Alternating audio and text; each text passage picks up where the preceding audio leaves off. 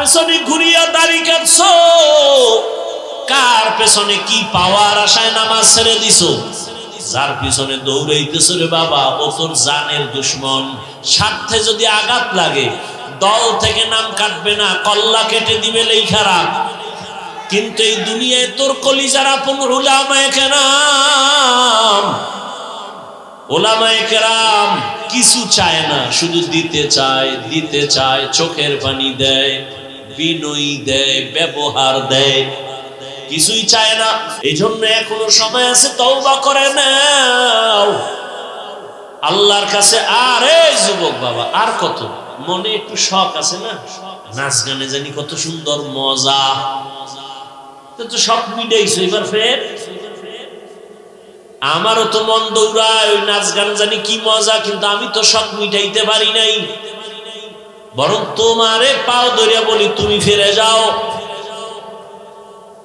আর কত কত রাত মোবাইলে গুনাহ করার পরে তোর মনের শখ মিটবে, তারপরে তওবা করবি বল। আর কত মাইয়ার চরিত্র নষ্ট করার পরে তোর মনের আশা মিটবে, তারপরে তওবা করবি বল। আল্লাহ বলেন আমি মানুষ জিন বানাবার একটাই কারণ, ইবাদত। মানুষের জীবনে কোনো কাজ নাই, কাজ একটা, কি? ইবাদত। মানুষ মনে করে ইবাদত কি? মসজিদ, মাদ্রাসা আর ওয়াজ মাহফিল। না, মানুষের জীবনের শুরু থেকে শেষ পর্যন্ত প্রত্যেকটা কাজ ইবাদত। যা করবেন ইবাদত, ঘুমাবেন ইবাদত, হাসবেন ইবাদত, কান্না করবেন তাও ইবাদত। তবে মন গড়া না, দুইটা জিনিস ফলো করে, এক আল্লাহ পাকের খুশি, দুই রসুলের আদর্শ। নবীজির আদর্শ নিয়ে আপনি হাসেন, ইবাদত হবে, সওয়াব হবে। নবীজির আদর্শ মতে আপনি কান্না করেন, সওয়াব হবে। নবীর আদর্শ ঠিক রেখে ব্যবসা করেন, সওয়াব, ইবাদত। নবীর আদর্শ ঠিক রেখে চাকরি করেন, সওয়াব, ইবাদত। নবীর আদর্শ ঠিক রেখে আপনি স্কুলে পড়েন, কলেজে পড়েন, ইবাদত। ডাক্তার হন, ইবাদত। ইঞ্জিনিয়ার হন, ইবাদত। নবীর আদর্শ মেনে আপনি বাথরুমে যাবেন, ইবাদত। আর নবীর আদর্শ বাদ দিয়া নামাজ পড়লেও ইবাদত হবে না। নামাজে যদি নবীর আদর্শ না থাকে, নামাজ হবে না। ধরেন একজনে মাগরিবের নামাজে দাঁড়াইছে, কয় রাকাত? ফরজ। তো 3 রাকাতে গিয়া চিন্তা করে বেজোর হইরা লাভ কি? আল্লাহরে আরো 2 সেজদা বাড়াইয়া জোর বানাই, তো 4 রাকাত পড়ে ফেলাই, আল্লাহ খুশি হবেন না? কেন? নবীজির আদর্শে এই নিয়ম নাই।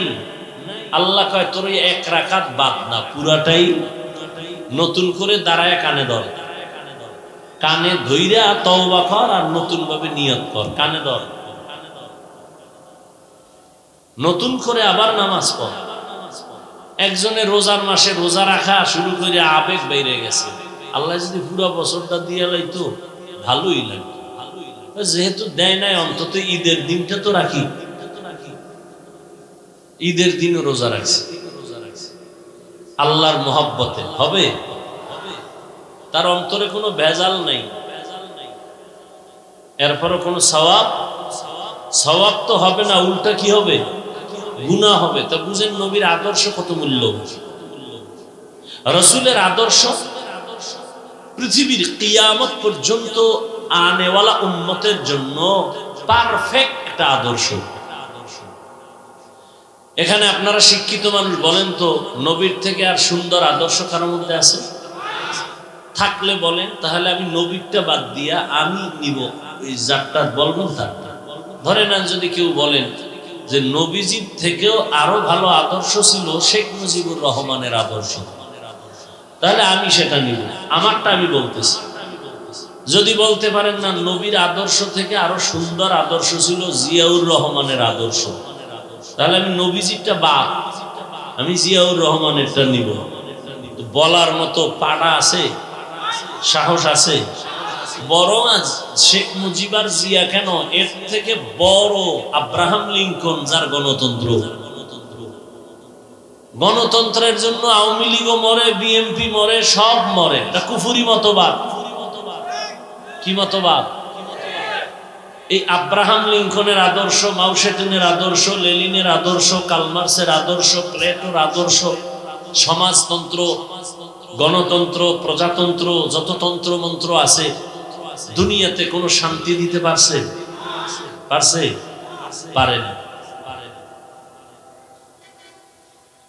ওরাও জানে মদিনার আদর্শ ছাড়া আর মানুষকে শান্তি দেওয়ার কোনো বিকল্প আদর্শ নাই। মানে না কেন? মানতে গেলে চুরি করতে পারবে না, দুর্নীতি করতে পারবে না, মনের মতো মদ পান করতে পারবে না। এই জন্য ওরা জানে ইসলাম সঠিক মানে না। মাইকে তো বলে ইসলাম শান্তির ধর্ম, নামাজও পড়ে না, এক ওয়াক্ত নামাজও পড়ে না, সে বলে ইসলাম শান্তির ধর্ম। তো রসুলের আদর্শ, আমি বলি এক কথায় জবাব, দুনিয়ার সব আদর্শ নাপাক, রসুলের আদর্শ পাক। বাস, এটা সহজ কথা। দুনিয়ার সব আদর্শ নাপাক, নবীজির আদর্শ। প্রশ্ন করবেন দুনিয়াওয়ালাদের আদর্শ নাপাক কেন? আমি বলি তার দেমাগ নাপাক, পুরো মানুষটাই নাপাক। তিন বেলা খাইয়া মদের বোতল, গাঞ্জা, বিড়ি, আরো যত নেশা আছে এগুলো খাইলে মেধা ঠিক থাকে। কেমন মেধা বুঝেন? মদের বোতল ভিতরে নেওয়ার পরে বউরে মা বলে, তাহলে কি বুঝেন? তার মেধা সঠিক, তার মেধা নষ্ট। এই সব নেশাখোরের গোষ্ঠী ক্যান্সারে মরে, দেখছেন নি? সবটি ক্যান্সারে মরে। আল্লাহ হেদায়েত দান করুন। তাহলে সব আদর্শ মানুষের নাপাক। মদিনার রসুলের আদর্শ কেন পাক? নবী নিজেই পাক। কেমন পাক? আম্মা জান আয়েশা রাদিয়াল্লাহু আনহা বলেন, রহমতের নবীর ঘাম আমি বোতলের মধ্যে ভরে রাখতাম, আর এই নবীর ঘাম বড় বড় বড় বড় অনুষ্ঠানে আতর হিসাবে ব্যবহার করতাম। আমনেরটাও ব্যবহার করার মতো। আমনের পাশে দাঁড়াইলে নামাজ শেষ, এরপর যদি আন বিড়ি ঠাইনি, আর এই শীতের মধ্যে কুলের বলদ যেটি তো গোসলও করবে না ঠিক মতো, অজু টুজু তো করে, পোশাক ধোয়ার তো খবরই নেই, এক পোশাক গায়ে দেয় এক সপ্তাহ।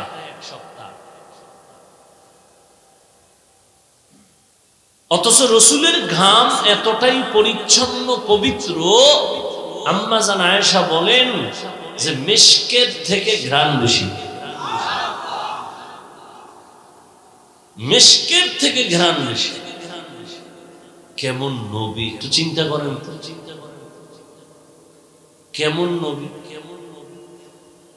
আম্মা জান আয়েশা বলেন এই নবীর ঘাম আমি বোতলে ভরে রাখতাম। শুধু কি তাই না, রহমতের নবী যে জায়গায় কদম রাখতেন ওই জায়গা থেকে দীর্ঘ বছর পর্যন্ত শুধু ঘেরান আর ঘেরান। নবী রাস্তা দিয়া চলতেছেন, দুপার্শ্বের গাছ নত হইয়া নবীরে সালাম জানায়,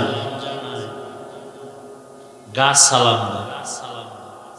সাহাবায়ে কেরাম পেছনে হাঁটতেছেন, বারবার শুনে কে যেন সালাম জানাইতেছে। নবীজিকে জিজ্ঞাসা করলেন, ইয়া রাসূলুল্লাহ, কোন মানুষ দেখি না, বারবার ডানে বামে থেকে সালামের আওয়াজ আসতেছে, কারা দেয়? রহমতের নবী বলেন, ও সাহাবা, আমি রহমতের নবী আসছি এই ঘেরানটা জঙ্গলের প্রাণীরা পাইয়া আমারে সালাম জানাইতেছে।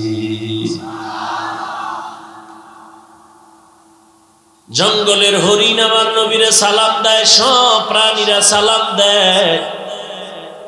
কেমন মায়ার নবী আমার, যেখানে নবী কদম রাখে ওখান থেকে মিশকের ঘ্রাণ। শুধু নবীর শরীর নিয়ে আলোচনা করলে সারা রাত চলে যাবে, শেষ হবে না। মুসলমানের গৌরবান্বিত আদর্শের মডেল আমার নবী। কেমন মায়ার নবী, যেই নবীর 63 বছর হায়াতে কোনদিন একটা মিথ্যা কথা বলেন নাই। তোমগো দুই একটা নেতার নাম কও, মিছা কয় না? আছে কয় না? মানি ঘরের মধ্যে বয়া মোবাইল হাতে নিয়ে টাকা দেওয়ার ডরে কয়, কই আছেন হযরত? আমি জমিনেই নাই। ঘরের মধ্যে কয় জমিনে নেই। রহমতের নবী 63 বছর হায়াতে ভুলেও কোনদিন একটা মিথ্যা কথা বলেন নাই। কথাগুলো আমি বলতেছি 1 মিনিটে, কিন্তু ভাবলে অনেক বিষয় এখান থেকে অনুধাবন হবে। এটা কেমনে সম্ভব? একদিন, 2 দিন, 3 দিন রহমতের নবী 63 বছর হায়াতে একটা মিথ্যা বলেন না, এটা কেমনে সম্ভব? রহমতের নবী আমার জীবনে কাউকে একটা গালি দেন নাই, বরং হাজার বিধর্মী আমার নবীরে গালি দিয়েছে, নবী একটা গালির জবাবও কোনোদিন দেন নাই। আপনি পারবেন? আপনারে যদি কেউ কয় তোরে 12টা বাজামু, আপনি রেডি হইছেন তোরে 13টা বাজামু। আপনারে কেউ একটা গালি দিছে, আপনি 10টা দিয়ে দিছেন। একজনারে মানুষের সামনে লজ্জা দিয়ে আপনি খুব খুশি, আমি পারি আর কেউ পারে না। রহমতের নবী গালি দিবেন দূরের কথা, নবীর সামনে দাঁড়ায় ইহুদিরা গালি দেয়, নবী একটা জবাব দেন না।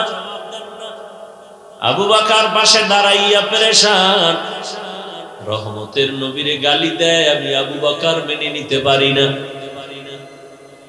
আবু বকর দাঁড়ায়, নবী বলে বসেন, জবাব দিয়েন না।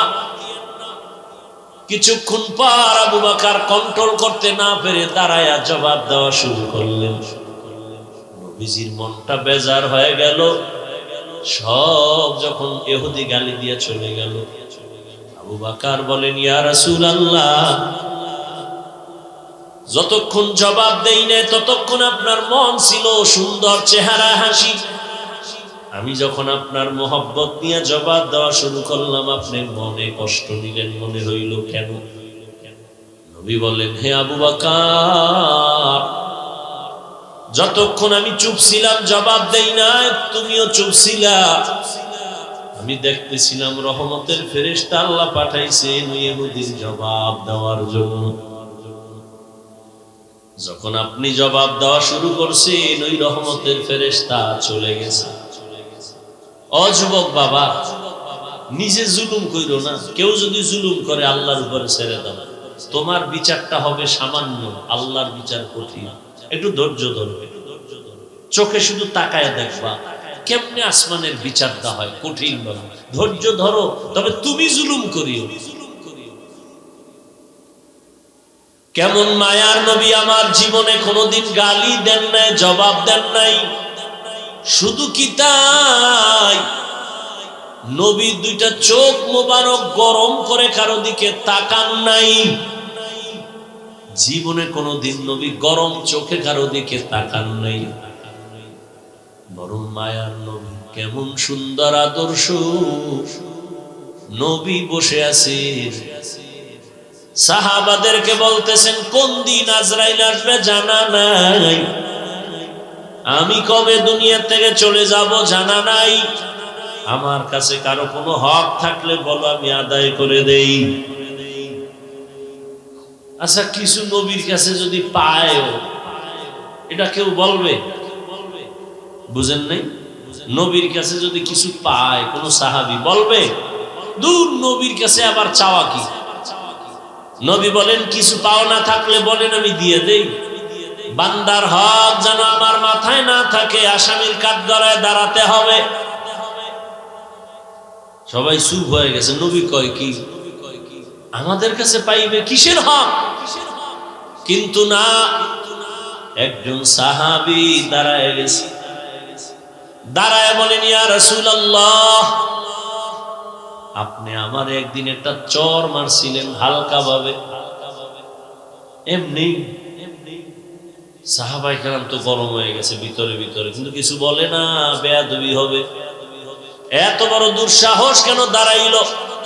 নবী বুঝছেন, বুঝা কয় এই কেউ কথা বলবা না, সাহাবীরে রাস্তা করে দাও, হক আদায় করার জন্য আমার কাছে আসবে। সাহাবী এক কদম দুই কদম করে নবীর সামনে আগাইয়া, সামনে গিয়া কয় ইয়া রাসূলুল্লাহ, আপনি যখন আমারে চর মারছিলেন আমার শরীরে কোনো কাপড় ছিল না, জামা ছিল না। নবী কে তাহলে তো আমার জামাটাও খোলা লাগে। নবী এই কথা বইলা যখন হাত দুইটা দিয়া পেছের জামাটা উঠাইছেন, খুলবে, সাহাবী একটা দৌড় দিয়ে পিছনে চলে গেছে। পিছনে যায় একটা দৌড় দিয়া নবীর গর্দানের নিচে মোহরের নবুয়ত পেছন থেকে আইসা ওখানে চুমা দিছে। চুমা দিয়েই নবীর কদমে পড়ে বলেন ইয়া রাসূলুল্লাহ মাফ করে দেন, বেয়াদবি না জানি হয়ে গেল। নবী বলেন সাহাবী এই কামটা করার জন্য তো বাহানা করছো তুমি, আমার মোহরে নবুয়তে চুমা দিছো, না জানি জান্নাত ওয়াজিব করে ফেলেছো। মায়ার নবীর আদর্শ কত সুন্দর, রহমতের নবীর আদর্শ। ইহুদি হাতের মধ্যে তরবারি নিছে, কেউ নাই, নবী সামনে দাঁড়ানো। ইহুদি কয় আব্দুল্লাহর ছেলে, এখন তো কেউ নাই, তুমি আর আমি, তরবারি আমার হাতে দেখছো? কয় দেখছি। ইহুদি কয় এখন যদি তোমার কল্লার উপরে তরবারি মারি কে ফিরাবে? নবী বলেন আমার আল্লাহ ফিরাবেন।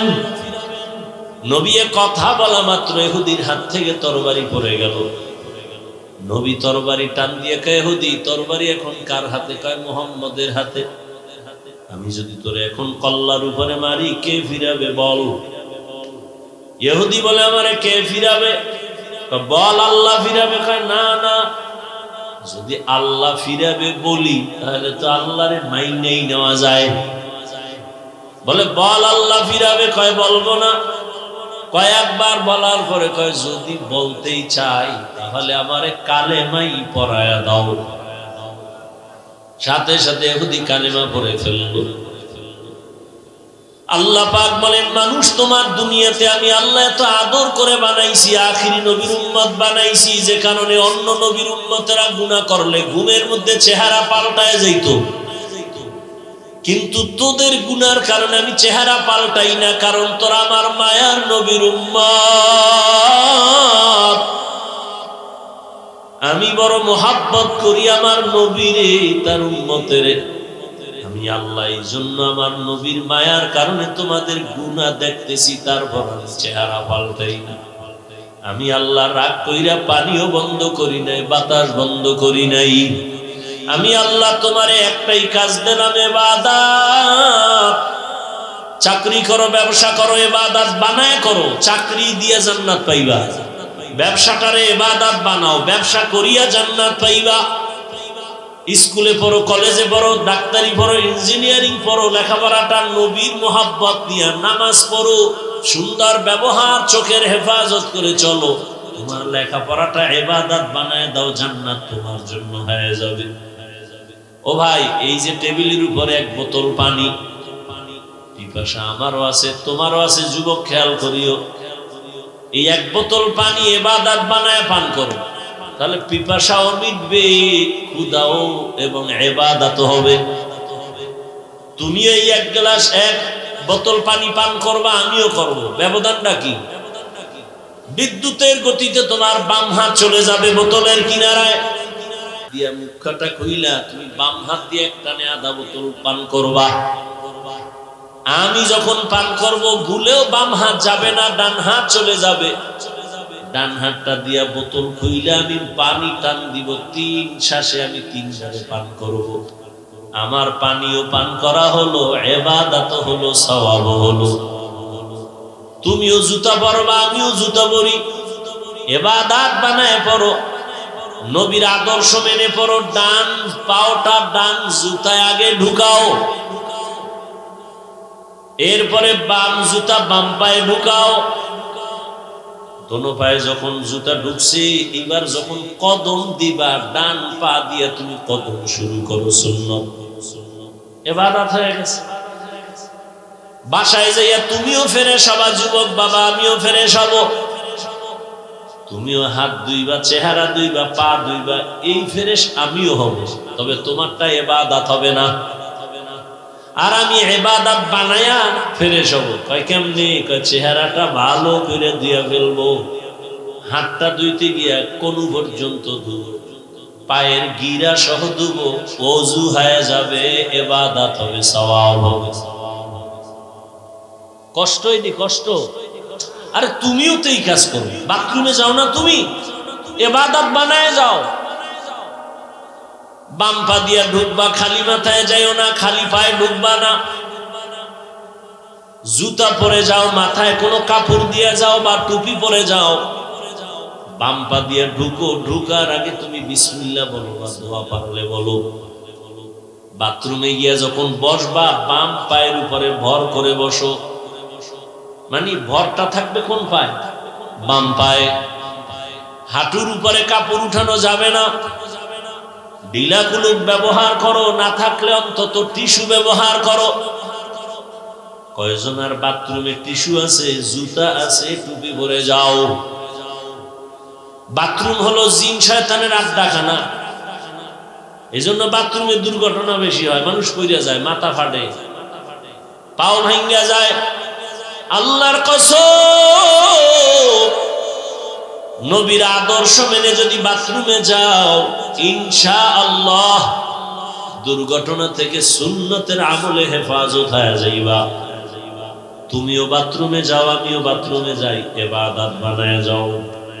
বাম পা দিয়ে ঢুকবা, দোয়া পইরা ঢুকবা, খালি পায়ে ঢুকবা না, খালি মাথায় ঢুকবা না।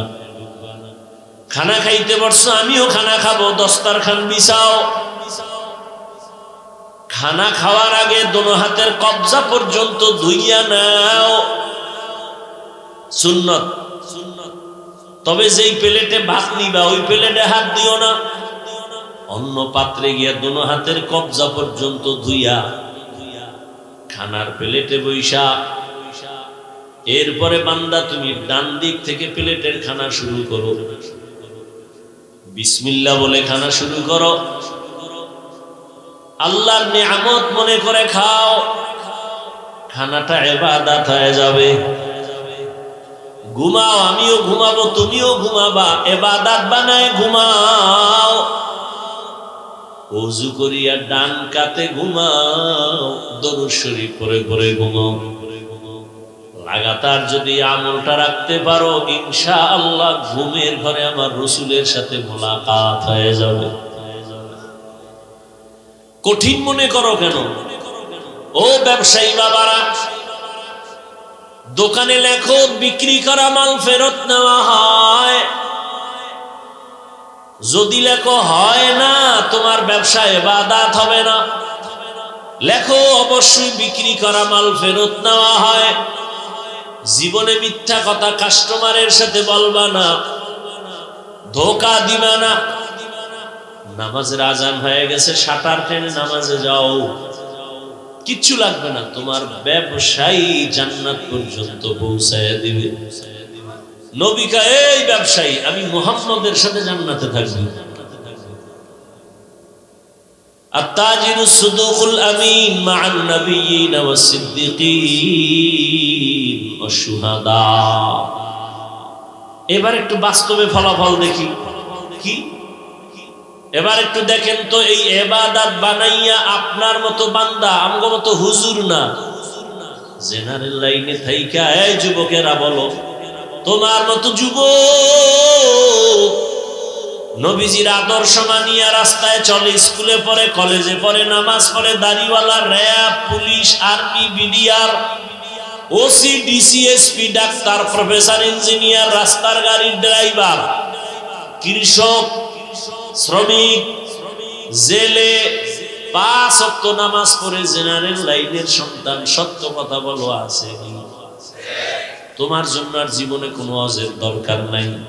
বালিশে মাথা লাগায় শুধু একটা প্রশ্ন নিজের করিও, এই কপাল পরা, তুই কার অভিশাপ লয়ে দুনিয়ায় জন্ম নিছো? তোর মতো সন্তানটা জেনারেল লাইনে থাইকে যদি রাস্তায় গাড়ি চালায় নামাজ পড়ে তুই পারো না কেন? তোমার মতো যুবক চাকরি করে নামাজ পড়ে দাড়িওয়ালা, তুমি কেন পারো না? তোমার মতো যুবক ব্যবসা করে নামাজ পড়ে, তুমি কেন পারো না রে বাবা? কার অভিশাপ তোমার কপালে লাগলো বলো? ঢাকা কলেজে যাও না, বহু ছাত্র পাগড়ি মাথায়, 24 ঘন্টা লম্বা দাড়ি, 5 ওয়াক্ত নামাজি, পেছন দিক দিয়ে তাকাইলে মনে হয় যেন মসজিদের কোনো খতিব, অথচ জীবনে মাদ্রাসায় পড়ে নাই। কিউ তোমার এমন রং লাগছে কেন? ওলামাদের সাথে মুহাব্বতের রং লাগাইছি। সরকারি চাকরি করে, বেসরকারি চাকরি করে, 8 ঘন্টা ডিউটি, 20,000 টাকা বেতন, আবার এমনি এমনি কত কিছুই না পায়। আর একজন আলেম ইমামতি করে, 24 ঘন্টা রিমান্ডে থাকে, বেতন 5-7 হাজার, 10,000, তাও ঠিক মতো মাস শেষ দেয় না। কোনোদিন ইমাম বরদোয়া করে নাই, কারোর সাথে খারাপ আচরণ করে নাই। ছাত্র জনতার বৈষম্য বিরোধী আন্দোলন সফলতার চাঁদ উঠে নাই যতক্ষণ পর্যন্ত আলেম আর ছাত্র ময়দানে নামে নাই। ওলামায়ে কেরাম ক্ষমতার জন্য আন্দোলন করে নাই, বলে নাই উপদেষ্টারা না মামগো বসা, বলছে? বলে নাই, বলছে না আমরা ছাত্রদের ময়দানে নামছি একটাই কারণ, জুলুম সহ্য করা হবে না। উপদেষ্টা যে হও, কিন্তু জুলুম করলে আবার আন্দোলন হবে, জালেমকে কোনো সুযোগ দেওয়া হবে না।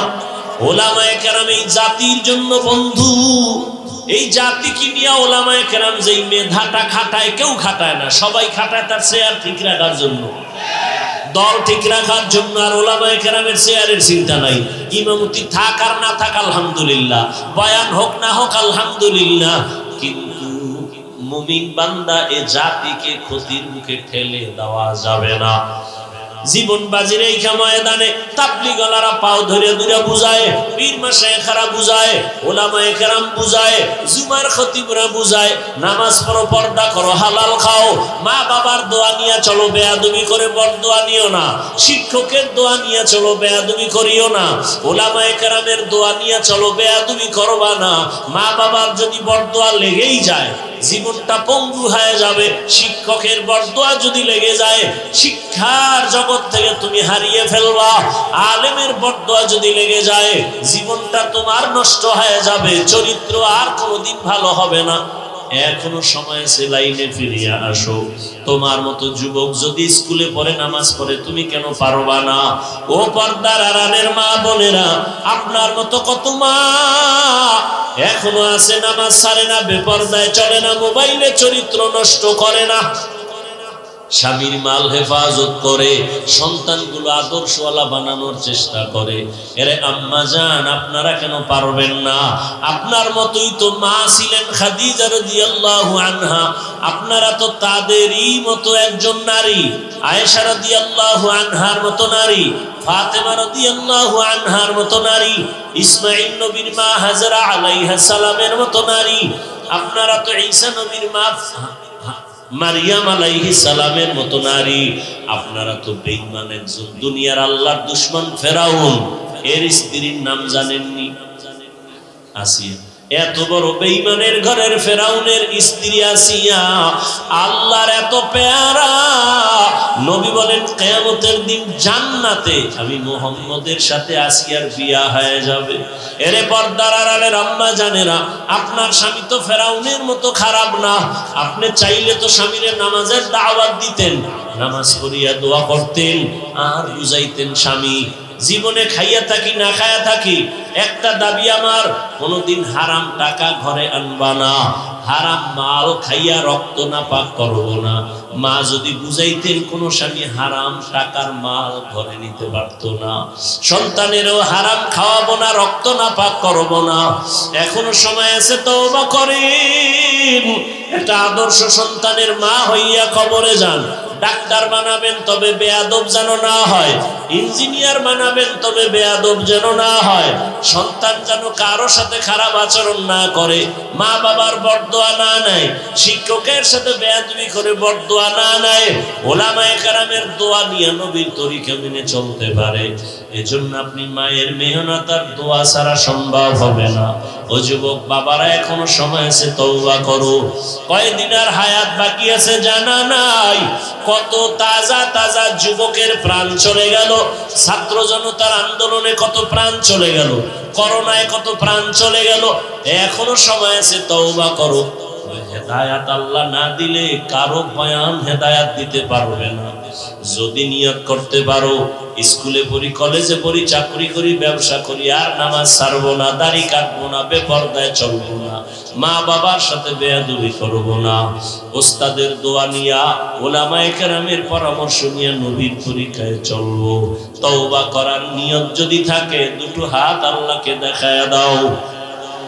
আয় আল্লাহ, হাতগুলো কবুল করে নেন, তওবা কবুল করে নেন, তওবার উপরে মজবুত হইয়া চলার তৌফিক দান করুন। আমিন।